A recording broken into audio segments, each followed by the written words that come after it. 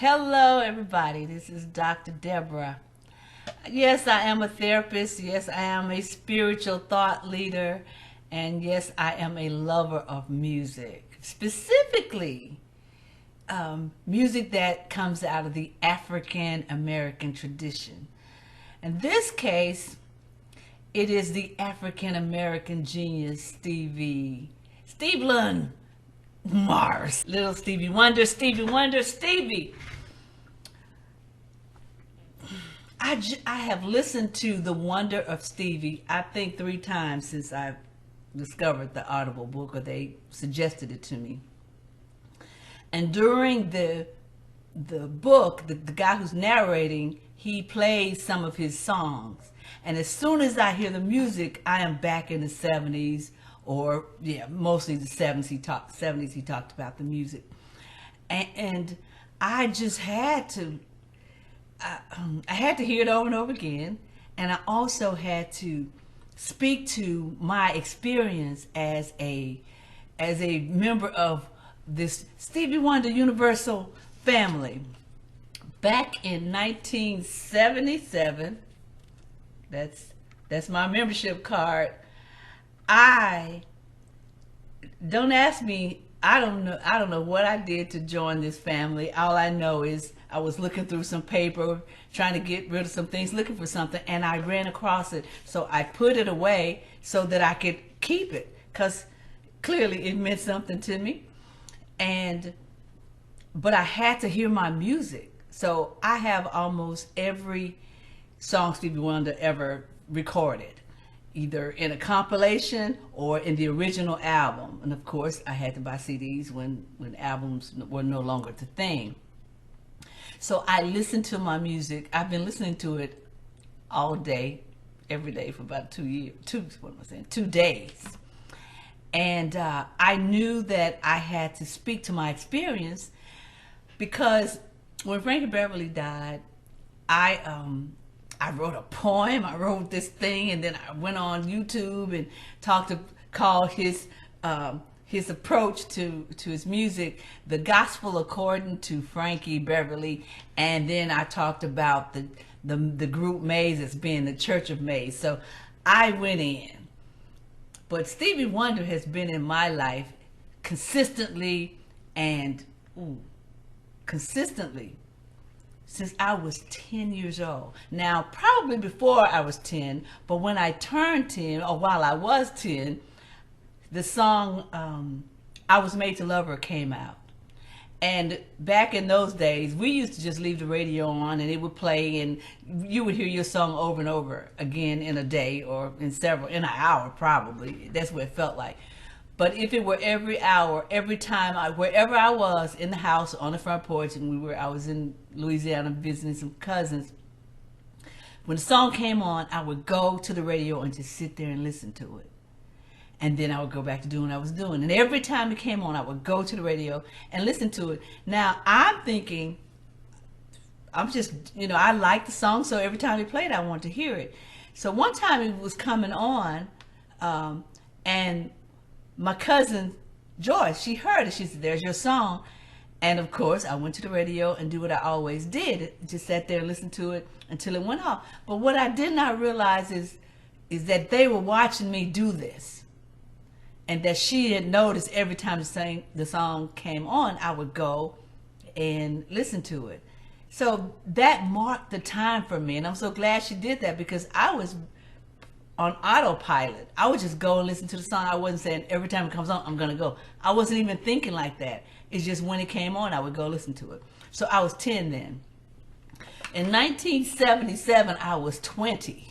This is interesting, it's 10 years intervals. And I joined this Universal family.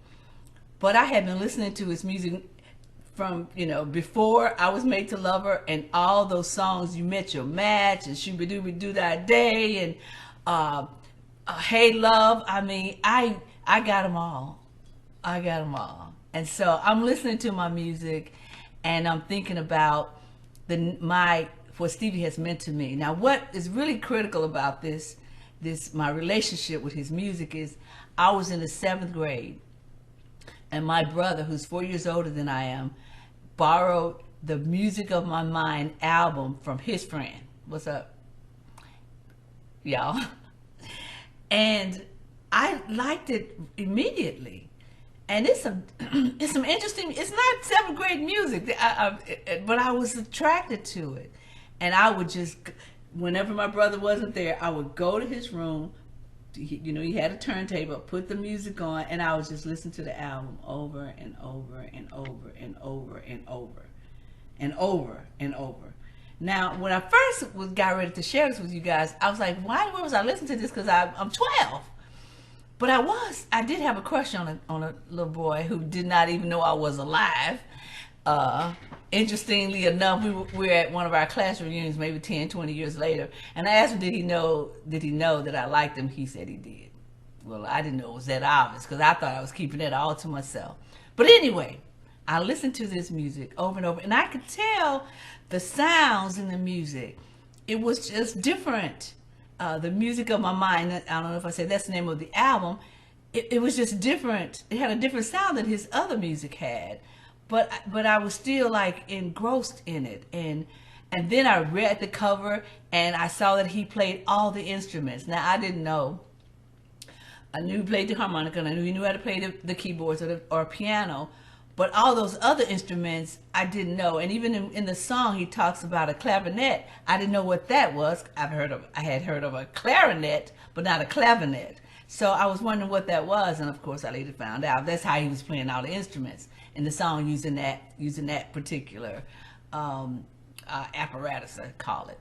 So anyway, so I'm excited to talk about Stevie and what he's meant to me in the music, because what I discovered is that he was not only a great musician and he was not only a great singer, but he was a great lyricist. And the things that he wrote about were things that were happening, of course, in our lives, and of course, from everything from who we love to who we had a problem with, and as in activism, as in the man.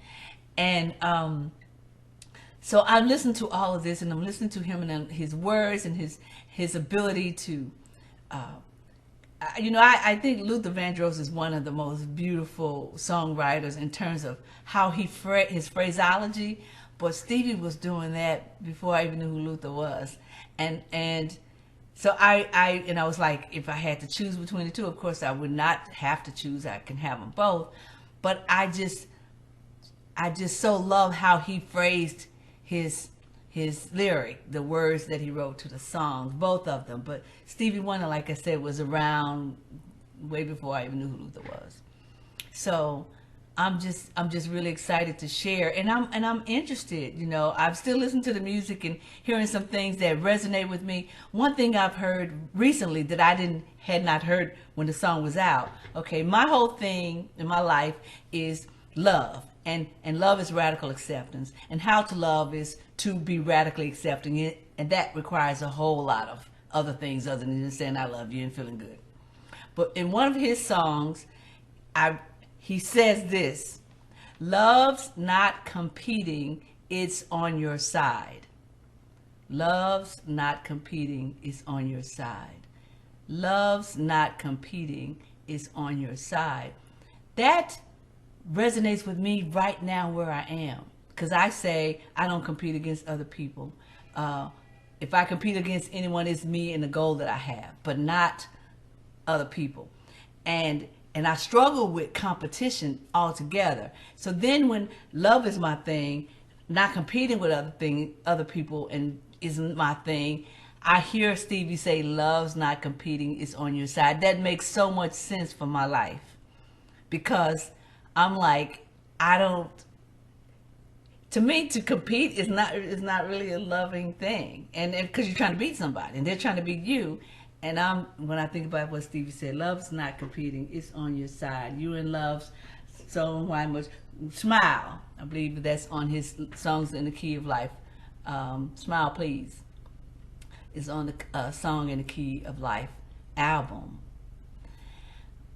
Speaking of that, when that came out, when that album came out in '76, I was a sophomore and in college, and we listen to that music all the time, listening, paying attention to the words, talking about what the words mean, and that was just him speaking to our lives, even as a young adult, and that's me resonate his words resonating with me at that point in my life, and of course continues to, because it is magic, it is eternal, it's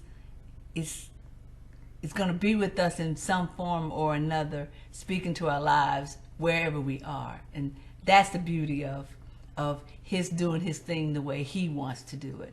Not abandoning the love songs, but bringing more consciousness to us as we listen to his stuff and as we try to emulate it, because it's something to aspire to. You know, he talks a lot about love and basically how we treat people and how we want to be treated. And of course, like I said, love is my thing. And to hear him and to think about how he's influenced my life as I've grown up and as I continue to grow as a divine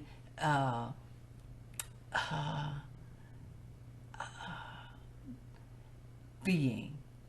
God lives in us. God lives in me. And also something, and I think I slowed down at that when I made that comment about divine, because what Stevie Wonder invites us to do is to rise above our humanity, because, and this is me, this is my interpretation, because to say somebody is humane is not necessarily to compliment them, because what humans do to so many different life forms, including the earth and the things they're in, is wrong and destructive. It's wrong and destructive. And so for me to think about humanity as the highest form of being, I don't. I think the spirit of what that infuses us is higher than we are. And our responsibility then is to rise to that occasion, rise to the spiritual, to the righteous occasion. And he talks about that a lot in his songs. And I remember somebody making a comment about the righteousness or the self-righteousness in some of his lyrics back in the 70s. Well, the shoe fit. There's more to us than the things that we have, and I hear scripture, you know, a man's life consists more than the abundance of the things he possesses. And that's not word for word, but that's what, close enough. So we're more than just the stuff. And so that, I think, invited me into his music too. That inspired me, even as a young woman. And when I say young woman, I mean like the 13, the 14, the 15-year-old, listening to music of my mind. And then, of course, you don't hear much. The album that has If You Really Love Me came out before that. Where I'm coming from is also the same thing. And these are different kinds of songs. So it's really interesting. As I hear myself talk about them, they were not the most popular songs on some of these songs on his albums, just the ones that they played on the radio. But people who love music and love Stevie, we know all of this stuff. But I hasten to say, I don't like every single song. I can start naming some of them right now, but that's just my own preference. But most of them I do. Most of them speak to my heart. Most of them speak to my life. Most of them speak to my desire to be a better person than I was yesterday. And to be self-reflective. You hear me talk, I talk about that sometimes. I think that's what he's doing. And sometimes he says things like he's glad he doesn't see because he can't see because of the things that he would see if he could. And that's beautiful for him to say, but I'm sure in his mind he can see it anyway, whether he can see it visually or not. And so it's hard to ignore the things that people do. And I think about, again, how he, the fact that he can read with his fingers, read Braille. And to me, that's a whole nother layer of understanding and being in touch with the living word of one's mind and the living words in terms of what he hears and how he interprets that through the prism of his mind. Wow, I'm just overwhelmed, overjoyed by this man's mind and his music and his reach and his love for humanity and his love for life forms on this earth and probably beyond Saturn. Yeah, it's just it's magic. Yeah. Wow. Thank you, Stevie. If you hear this ever, or someone that knows you hear it, just tell him I thank him, and along with so many others, because I started listening to some of the music and online, and then reading some of the things people are saying in response to it, and it's just a beautiful thing you've done, you've given us, and it's going to be here long after we leave. And I just wanted to put my voice to this, because that's just how much it means to me. Until next time, this has been Dr. Deborah. It holds the key to every heart throughout the universe. It fills you up without a bite and quenches every thirst. So, if it's magic, why can't we make it everlasting? Like the lifetime of the sun.